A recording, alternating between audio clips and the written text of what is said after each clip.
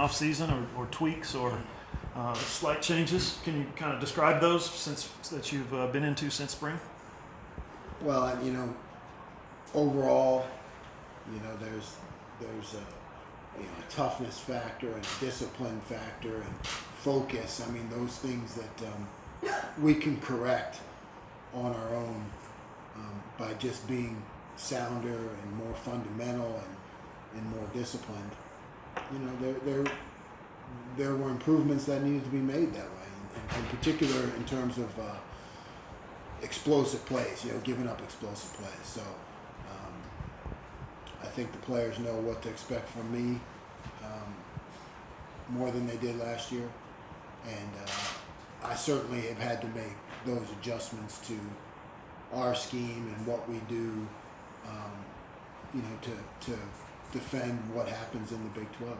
At Big 12 Media Day, Mike talked extensively about he wanted to own a lot of what went wrong last year, and he talked about discipline. He talked about toughness and accountability in fourth quarter and playmaking, and instead of grabbing face masks and stuff. Mm-hmm. Is that what you're talking about? Absolutely. Can you go into more details about? Well, yeah. I mean, we need to do a better job of knowing exactly what to do, right? I mean, there were mistakes made that I need to own, certainly, and that we need to get better at. We need to do a better job of pushing our players to play the game more disciplined. Too many penalties, the jumping off sides, the face masks, some of the targeting fouls and things that happen. Those are all in our control. We can control that. So we can become a better team just by fixing that. Before we even get into talking about personnel or scheme or anything, there are certainly enough areas to work on and correct, as Coach said, just in terms of our discipline, toughness, and focus. Mike also talked throughout last year and in the off season. He talked in the spring and then again last week, a couple of weeks ago, about Jim coming into the Big 12 and it eventually being an eye-opening experience for you, and how offensive coordinators think in this league and how quarterbacks operate in this league, wide receivers and schemes. Was it an adjustment period for you as long as you've been coaching? Yeah, absolutely. I've said it before. It's not that I didn't know what goes on in the Big 12, but it's a lot like being a parent. You don't know it until you actually do it. And that's the way it is with being a defense coordinator here. I mean, offensive coordinators, head coaches, they're trying to score on every single play, and you don't see that in other conferences. And, you got to be able to handle that on defense. Your guys have to be able to play, as if every single play is a game. And that's a mentality and an approach that, I've been pushing and trying to instill. So we're going to continue to be aggressive in our coverage and in our package. I mean, we were 5th last year in the country in sacks, and aggressive in getting after the quarterback and playing a defense that recruits want to see and that fans want to see. But it's my job to make sure that, I continue to tweak it and continue to change things up enough to fit actually what happens in the Big 12 and some of the things that we need to get better at. I wanted to ask you a little bit about AJ Green. I know he'd said at Big 12 Media Days that he wants to focus on being a more vocal leader this year. Just in the time that you've spent during the summer and seeing him, how do you think he's worked on that? Yeah, AJ is a premier player. He should be one of the best corners in the country. I think he has adopted and owned the system that I brought here, and is passing that on to the younger players, but also, like you said, stepping up into a leadership role now. That is not natural for a lot of young men from this generation. They're just not used to that kind of communication with their teammates, because everything is done via social media and texting, and that's a lot different. So You know, we've been pushing AJ to step up, and he wants to do it. And you know, he's raising his own expectations and passing that on to his teammates. Is there a certain moment you can think of so far where he showed that? No, I just think it was an entire it was a spring idea that he had and executed it. You know, as we went through practice. Through the ups and downs of last season, how do you think that's built him and Rodarius both, and kind of given them something to learn from going into this season? You know, we put him into the toughest of situations. You know, against the best receivers and the best quarterbacks in the country, and put them into situations where they had no help and they were on their own, and definitely thrown into the fire. And to me, that's the only way you get better, is by going against the best and doing it. So they actually lived through those experiences and learned what it's like to play at a high level against the best. Someone had asked AJ what was on his bucket list, and he said skydiving, and he kind of compared that to, you know, the adrenaline rush and being on the football field, taking those risky plays. Do you see him as a guy who's not afraid to take chances? Yeah, AJ has no fear. You know, he's willing to play each play one play at a time, you know, as its own separate game. That's the way it's got to be, you know. And if you give one up, you have to have a short memory, you know. I don't think that you know is an issue for us with those two guys, right? I mean, they're going to get beat every now and then. That's life. You plan for that when you play aggressive defense as a defense coordinator. You know, it's everywhere else. It's everywhere else. You know, they're going to make a lot of plays. You know, it's everywhere else where we need to be better. I'm counting on those guys to be able to play against the best in the country and hold their own. They are, like you said, there's a lot going to be on them this year. How do you approach your front seven with so many unknowns? You just try to build a lot of depth. You know, we have a lot of guys who can step up. We're going to be multiple. You know, we're gonna be able to move guys around in different positions. We started it with Brailford last year. You know, moving him around. We're going to try to have a lot of guys on their feet and rotate guys in. You know, and I think it's a great opportunity to, you know, for a guy who can come in a limited role, and then the more plays he makes, the more time he gets. You know, so there's opportunity there. What did you with fall camp starting on Thursday? What excites you the most about the season starting? You know, going into year 2 of a system change,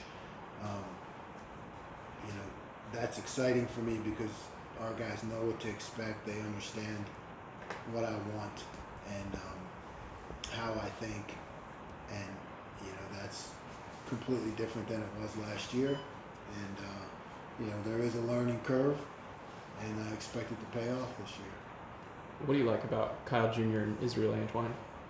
Guys who have experience playing football, you know, at a high level, who can come in and physically handle the game at the line of scrimmage. You know, it doesn't matter how spread out the game is, there's still that hand-to-hand combat and that physicality that goes on between the tackles and at the line of scrimmage. And yeah, that's why it's hard for young defensive linemen to play, because they need time to develop that. It's much easier for young defensive backs to play. You know, we played a bunch last year. So I love the fact that these guys come in, you know, with experience. They're strong and physically developed, and you're ready to put right into the lineup. You alluded to that young group of safeties that you guys have. What kind of step are you expecting them to take this year, all being a year wiser? Yeah, I mean, they took a huge step in my mind from game 1 until the last game of the year. You know, if you watch the film, it's not even the same guys, and you know, there were a lot of true freshmen out there and young guys. So I think they're very good players, you know, with Peel and Bernard, even Malcolm. You know, I mean, these guys are. Trey Sterling had an unbelievable spring. So we're going to have a lot of depth there. They're a year older, played as true freshmen, took some lumps, I'm expecting a great year out of those guys. You talked about Big 12 offenses, coordinators trying to score every play. Is that something that surprised you when you got here? You know, we talked during the spring, the fall before you got here about how good Big 12 offenses are. Is there something maybe that surprised you about the way they play? No, I can't say it's surprising, but again, when you look at things from a theoretical standpoint, it's a lot different than living it on game day. So it's the same with the players. You can teach the players on the board and in the classroom and video, but until they get to experience it and have their repetitions, they're not going to be able to grow. And that's the same for me. I mean, I knew what to expect, but when you're down there living it each weekend, it's a learning experience. As you guys head in the fall, what does the linebacker group look like? We have enough veterans to, who understand the system. We have enough guys to be good right away.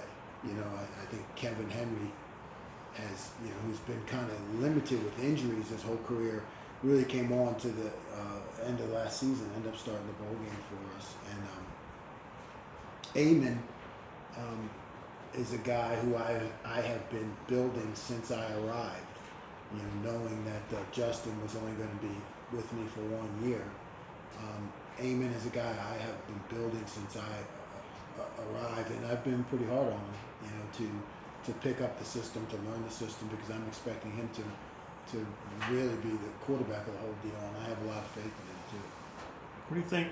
It's early and he hasn't gotten any games in yet, but what do you think so far of Sean Gleason, the way he prepares, the way he's come in with that, his attitude, and maybe compare it to what how Mike kind of prepared? I'm not with those guys, but I mean, just from a personality standpoint, Mike was definitely a gunslinger type of guy, and Sean is more analytical, So I mean, you can see that in their approach. I don't expect the offense to change though, because that's Cowboy offense stays Cowboy offense. How do you feel overall about the depth in your overall group? Are there I any like it. spots that you're real I concerned like about? it. I mean, I would be concerned about the depth at the linebacker position. I think it's great, and I think it's great in the secondary. And even though we lost a bunch of guys up front, I think the depth there is very good. We're going to play a lot of guys. Linebacker would be the area where I'm concerned about the depth. Calvin Bundage, he dealt with some injuries last year. It was a bit of up and down. What have you seen from him since the end of the season through the spring? And Calvin's been working extremely hard. He knows. He battles injuries. He's still battling them in the off season. When you look at Calvin from the beginning of the season to the end of the season, completely different, right? I mean, in our system, in our structure, this was built for him, and he wreaked havoc early on. But by the end of the year, he was worn out. So we need to get him to a point where he can consistently play that a length of the season, and he's working hard to develop his body to do that. Did you see, Colby made that great play in the bowl game to finish things off. From when you first got here and saw him, did you expect him to be that kind of playmaker in his first year, by the end of the year? Yes. He exhibits a football intelligence that a lot of guys don't have. Now, I wasn't involved in recruiting Colby, so, I got lucky with him. And it's hard these days to determine in recruiting football intelligence, because a lot of times we're taking guys after their sophomore year. They're kids. So you have to really look at the program that they come from to give you a chance. But Colby has that it factor in terms of, and you saw in terms of knowing kind of where the play is going to go and what's going to happen. He has that. Jarek Bernard's a kid who comes from a great program. That program at Evangel, we just got Nadrian Dizza there too. You're going to see him play as a true freshman, because that program at Evangel, the coach told me, I don't know, something like the last 20 guys they've sent to FBS, they've all played in their first year. So when you're looking at that football intelligence piece, a lot of times you got to take a look at the program where the kids come from, because you don't know. It's hard to find out. It's that whole, you want them to understand it, but really it's about how quickly can you process it. That's the difference that I talked about. Whereas a NFL player does it in 0.4 seconds. If you do it in 0.6, you're not going to make it. So yes, the teaching, and I think our teaching is innovative. I think our system is innovative. But when it comes time to actually make the play on the field, you have to. It's part of defense. You got to figure out what play they're running. And the sooner you figure out what play they're running, the more opportunity you have a chance to make the play. And that's where I think Colby is good at that. Is there one stat that you look at to determine that it tells you we should be successful or we have been successful, or is that not something that you do? No, I'm not a stat guy. I haven't been a stat guy. I think all I care about are wins. That's it. Because games are going to go different ways, and some low scoring, some high scoring. I don't think that's right for me as a coach to care about where we're ranked and where we're at. So it's just all about wins for me. I asked you earlier about the Big 12 conference. Do you think with the newcomers, 40% of turnover at the head coaches, Les Miles, we've seen what he's done the last 15 years at LSU, defensive coach at Kansas State, Chris Kleiman, comes from a defensive background. Do you think it's maybe coming back to the mean a little bit offensively? Do you think we're going to see maybe a little less tempo and maybe a few more running plays? I hope so. That would be great. Yeah. That would be fantastic. But even at Texas Tech and West Virginia, those guys are not Dana Holgorsen and Cliff Kingsbury. Right. They're going to throw it, but they're not maybe to that extent. There's some opportunity that the league may come back to the mean more, but I won't believe it until I see it. It's just the reputation that it has, and players get caught up in it. High school play, the players that we recruit, everything is built and geared towards being powerful on offense. So I think those coaches, they may come up to what the Big 12 is rather than go the other way, but we'll see. I'm curious, you mentioned the recruiting part. Have you found it over the last 5-10 years, as so many teams at the FBS level have kind of gone to tempo, have you found it difficult to recruit certain positions on defense because high schools are doing it as well? Absolutely. I think those times where you could look at a high school kid who maybe played running back or played quarterback, and you could project him into being a linebacker or a safety. We still want to do that, but they just don't happen a lot anymore. The high school kids and the coaches, everything is geared to offense, so it is difficult to find the kid who loves to play defense, knows how to play defense, can react to everything that happens on offense, in warp speed. It just becomes harder to find. Is it? Are you guys having to do more guesswork at certain positions to project guys? Yes. And I guess what are those spots? Yes, safety, and linebacker. I think linebacker has become, in today's day and age, has become an extremely difficult position to recruit because, you're put into so many different situations and you're put into open space against the most athletic players on the field, and then you have to line up and handle a 330-pound offensive lineman. So it's really tricky to recruit linebackers. Now that they have a year under your belt in the Big 12 here at OSU, how much are you tweaking your approach or your scheme, if at all? Definitely tweaking my approach, no doubt. Scheme-wise, will remain the same. We want to have a defensive scheme that is aggressive. We do, because we want to be attractive. You talk about recruiting. We want to be attractive to the high school kid who wants to play in the NFL. And I think what we do in terms of playing close and in your face to receivers, that's what they're going to do in the NFL. And we want those kids to be able to see that in our system. But I need to tweak it to be able to match what happens in the Big 12. So that's my job, is to put our team in the best position to win, and that means we had too many explosive plays last year. We 5th in the country in sacks, but what's the trade-off? And that's what keeps me up at night, is trying to come up with that balance and find a way to do it without giving it away. So that to create more disguise, more deception, and also give our team protection when we need it. Were there things that maybe you learned in that first year that you weren't expecting going against offenses like this weekend? Like I said, somebody asked me earlier, I expected it all. There wasn't nothing I didn't expect, but living it is a different story. When you're like having kids, when you're dealing with a couple children crying in the middle of the night, and you're trying to go to work the next day and all that. It's great in theory, but when you actually do it, it's a difficult process, and that's what I saw last year, is going through it play by play, and the aggressiveness of the coordinators and the head coaches, and you got to be ready for everything. You got to teach your players to that each play is like a game, because they're trying to score on every play. So we need to have an appropriate response. You put Jordan Relford in different positions last year. He was very successful. Do you have a couple of guys that you feel like that can be that versatile? Yeah, absolutely.